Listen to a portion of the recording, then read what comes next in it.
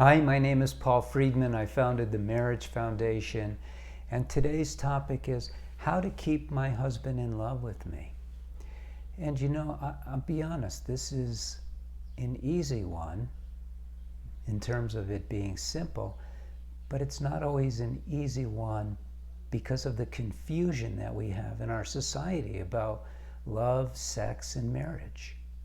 I used to be a divorce mediator, so all of my clients were referrals from traditional marriage therapists, and it doesn't work because they use all these traditional ideas that are not traditional in the sense of founded in deep reality. They're traditional in that it's what they use because they're Western psychologists. So your question about keeping your husband in love with you is very deep. It transcends psychology, doesn't it? I mean, we're talking about love. Love is not psychological. Do you know what they consider love to be? An abstract thought, love. But it's not. You're a spiritual being. You're a soul, for God's sake.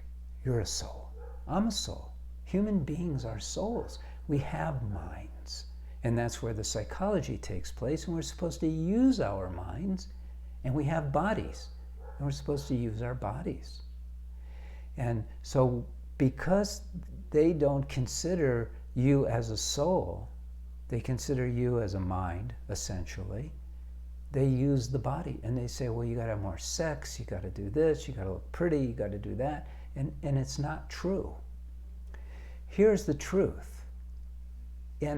And I know this through discoveries that I've been making since 1972 when I began my spiritual quest, and I then applied it to marriage because that's the reality. That's how it should be. You should be applying spiritual ideas to marriage, not psychological ideas. Look, psychological ideas don't really work in marriage, but spiritual ones do. So what's it about spiritually? Well, you're a soul. You married your soulmate. So even the thought of keeping your husband in love with you is kind of bizarre because you are love. He is love.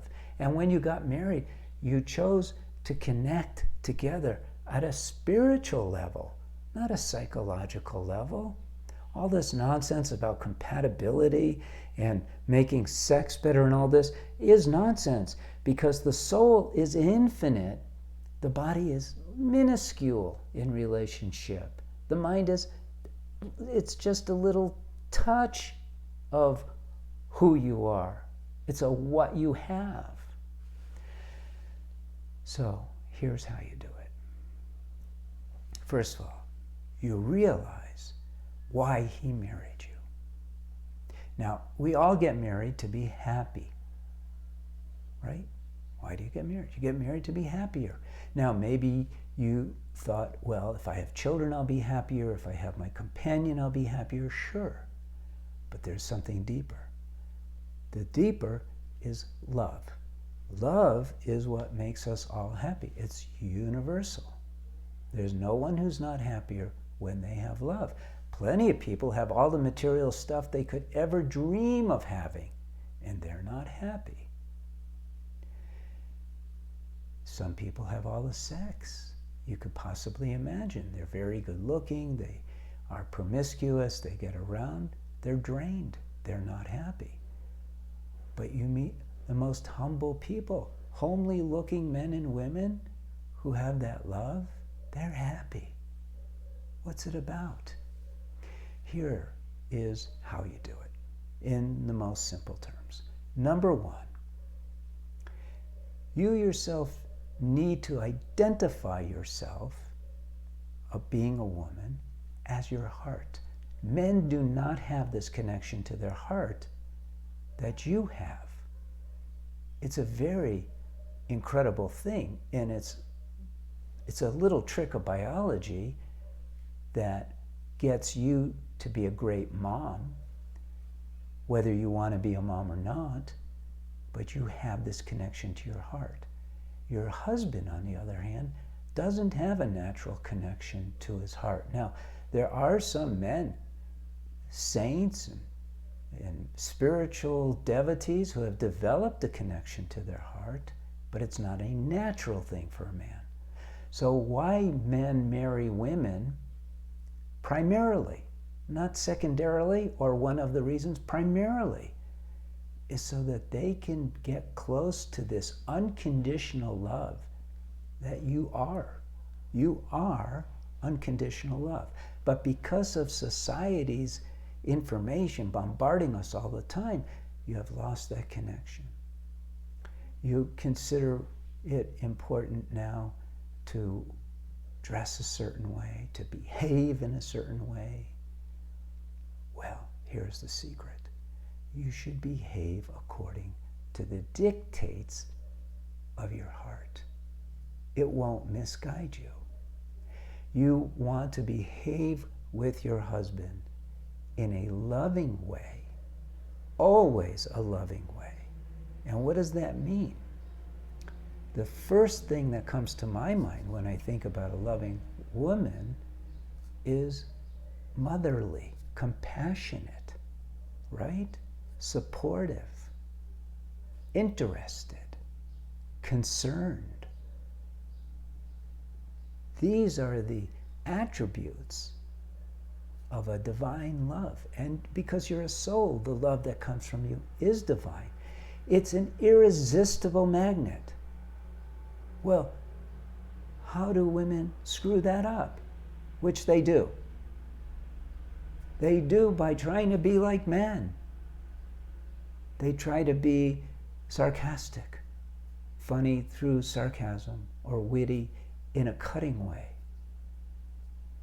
They become defensive. They are identified with their body's mechanism to survive, rather than their heart's desire to be loving. This is a very deep topic, you know. This is not a little topic. This is very deep. And it's not so easy to get in one sitting. It takes time. You have to nurture this because you've been misled since you were a child. What you want to do is you want to become you, the real you. The real you isn't the one who likes vanilla over chocolate or shrimp over beef. That's not who the real you is. As a woman, the real you is this perfect soul, reflecting God's love, infinite receptivity. And you can't do this in the world. The world will crush you. But you can do it in your marriage. And you want to turn your marriage into what I call the sacred space of marriage. You become God's outlet, a river of love into your marriage. You make your behavior so beautiful, so loving. And you shift your thinking. It takes time, it takes effort. So that's it. That will work, period. This is not oh, that might work, try it. This works. Now, does it mean you could do it as of today? Sure, if you're a brilliant, spiritual, adept person, instant. But most of us aren't. We have to work at this. Strive for it every day. Learning to control our mind. Because the mind gets in the way. Because the mind is controlled by the body's instincts to survive. And so you have to overcome all that. It's not a natural thing to regain control over the mind. It takes effort. But you can do it. And this is how it does. When you do, just when you begin to do this, you'll start to feel the joy percolating up into your mind, into your behavior. And your husband will be overwhelmed with happiness that his wife is delivering, the very reason he got married. And he didn't know he got married for that reason. Men don't know that, but it's true. Okay. I do have books, I do have a course, so if you want to go deeper, you can into this very deep topic. But hopefully this has given you an indication something to start working towards. And I hope you liked it. Like it. And, you know, who knows? Do you like this video? Yeah, like it. Comment on it and share it. This is very important stuff. This is stuff that has been buried in our society because it's kind of a primitive society, but we're getting better. This kind of idea of marriage being a spiritual union is starting to be more accepted, not just talked about. All right. Blessings to you. Blessings to your husband. Blessings to your family. God bless you. Thank you for visiting.